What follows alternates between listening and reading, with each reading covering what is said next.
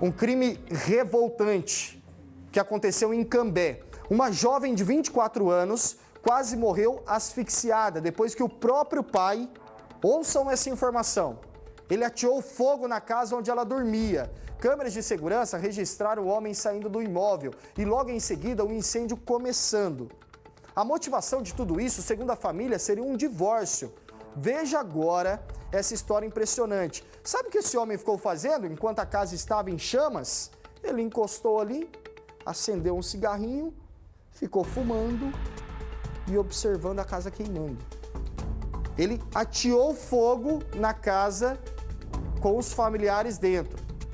Nós vamos falar com o advogado dele ao vivo para saber esse homem segue preso ou não. Vamos ter a resposta daqui a pouco. A reportagem completa da Silvia Vilarinho, agora aqui na tela do CA.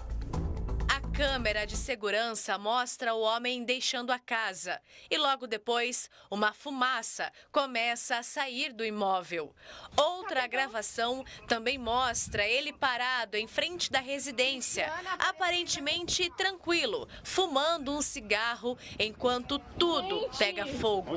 O homem é o pai da Giovana e ela estava dormindo quando o fogo começou.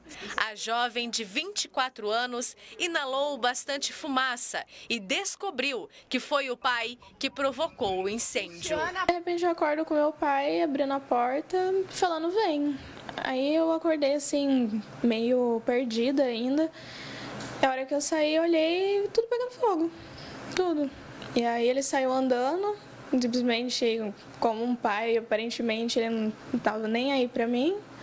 Eu ainda consegui sair, voltei, peguei meu celular como eu estava sozinha, eu queria ajudar, alguma ajuda.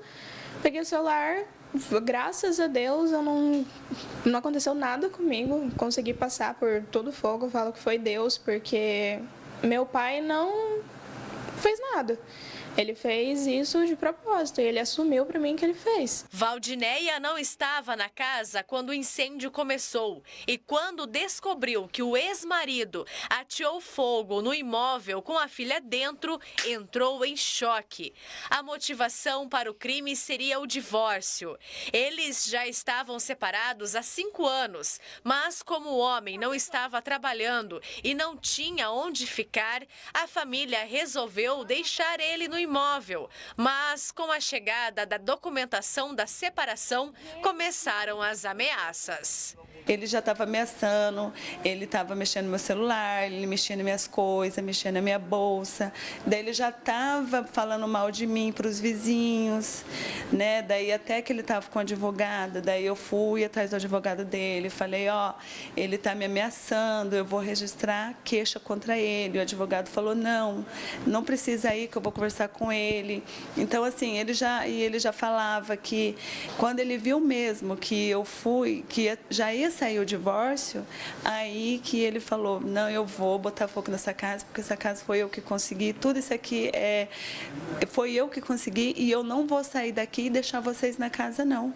No dia do incêndio, o homem foi preso em flagrante. O homem de 52 anos participou de uma audiência de custódia e teve a prisão preventiva decretada. Ele segue preso. A expectativa da família e dos advogados é de que o homem responda pelo crime de tentativa de feminicídio contra a filha e que vá a júri popular. A filha dele estava dentro da casa, ele sabia disso. Então ele assumiu o risco de matar a filha. Imediatamente o Ministério Público acatou nossa manifestação e fez o pedido da prisão preventiva dele, uma vez que ele vai responder. Buscamos que ela responda pela tentativa de feminicídio. Ele tem que pagar porque ele fez, né? Não é nem pela casa, pelas coisas que eu perdi, mas por ele ter feito isso com a minha filha dentro de casa, né? Você imagina? Um pai botar fogo com uma filha dentro de casa, né? Para mim não importa se não tivesse ninguém em casa, né? Porque bens a gente consegue, mas fazer isso com a própria filha, como que você não tenho nem palavras. A família perdeu tudo, mas graças à solidariedade de várias pessoas, mãe e filha já estão recebendo doações. Graças a Deus, assim, a gente já ganhei tudo. Já ganhei tudo, assim, móveis, dentro de móveis, roupas, sabe? Assim, bastante gente estão ajudando a gente. Então, assim, em um dia eu consegui tudo que eu perdi. Assim, mas a dor é muito grande, né? Giovana ainda não consegue acreditar que o pai teve coragem de atear fogo na casa com ela dormindo dentro. Eu trabalho desde os meus 17 anos. Então, tudo que eu tinha foi eu que conquistei. E eu perdi por um ato completamente irresponsável do meu próprio pai. E saber do meu irmão, que tem 13 anos, e da minha mãe, graças a Deus que eles não estavam em casa. E eu fico, pelo menos, feliz de eu ter conseguido levantar e sair.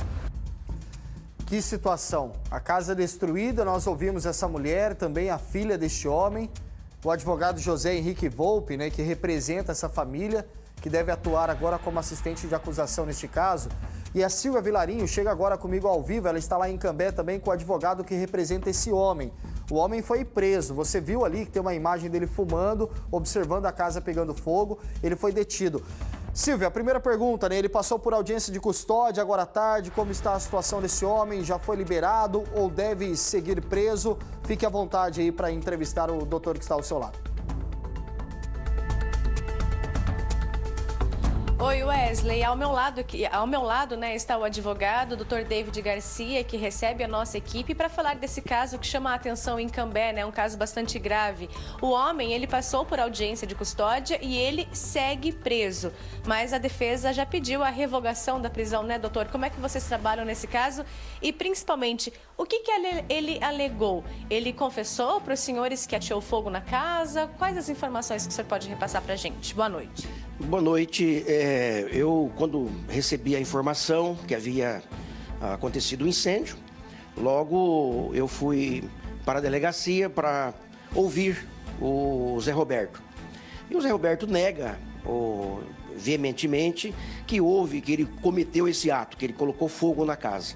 Ele alega que ele tinha bebido bastante no domingo, a tarde toda, que ele foi para casa, que ele estava fumando o cigarro dele, fumou vários cigarros e tudo, que ele acredita que possa ter ocasionado pela bituca de cigarro, que diz que ele fumou bastante, mas ele foi para a sala e de repente ele percebeu muita fumaça e o fogo acontecendo num ambiente lá, que ele não me falou qual que era o ambiente, e ele se recordou naquele momento que a filha estava deitada. Ele correu lá no quarto, tirou a filha de lá, que acho que é a Giovana, e um cachorro. E eles foram para fora, enquanto o fogo estava se alastrando na casa. Depois a filha retornou para dentro da casa para pegar o celular e acho que é ela que chamou o corpo de bombeiros.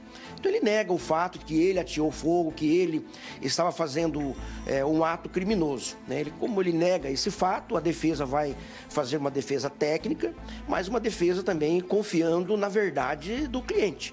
Porque a presunção de inocência é um direito constitucional dele de apregoar a sua inocência até que se prove o contrário. Doutor, e em relação à filha, falou, né, em entrevista pra gente que ele confessou que ateou fogo. Será que, como é que o senhor vê isso em relação a essa declaração? Bom, eu não ouvi a declaração dela, eu lamento, né, todo o episódio. Lamento as perdas, né? Eu conheço a ex-esposa, a Neia, até porque eu fiz o divórcio dos dois, né? De forma amigável, inclusive. Eu fui advogado dos dois. E isso me chamou muita atenção, né, no momento que eu soube, né, desse fato do incêndio. E que ele, para mim, ele não confessa. Para mim, ele só fala, não, mas eu tava fumando, saí, fui para outro ambiente, eu acho que foi o cigarro, tá? Mas eu estava muito bêbado, disse ele. Então, a gente está confiando que ele tem direito à defesa, tem direito também à presunção de inocência. Tá? Agora, o fato da filha ter corrido risco naquele momento, tranquilo, né? Porque, assim, não tranquilo, mas ele foi chamar a filha para fora, para tentar salvar a filha, né? E a filha voltou para dentro da casa depois para buscar o telefone, quer dizer, também ela poderia ter sofrido ali um dano maior, né? A tentativa de salvar ali o telefone celular. Wesley, o doutor ele está com ponto, está te ouvindo. Se você tiver alguma pergunta, quiser conversar com o doutor, fica à vontade porque ele está te ouvindo. Tenho sim, Silvia. Obrigado. Doutor, primeiro, obrigado, né, pela participação com a gente aqui no Cidade Alerta, pela atenção com a nossa equipe de jornalismo. O senhor me escuta? Eu queria perguntar para o senhor, então, em relação àquela imagem, né? Não sei se o senhor conseguiu assistir, que o cliente do senhor estava fumando um cigarro, a casa em chamas e, aparentemente, ele não demonstra nenhuma reação para tentar apagar o fogo, algo nesse sentido. Qual foi a análise do senhor sobre esse vídeo que também acabou viralizando nas últimas horas?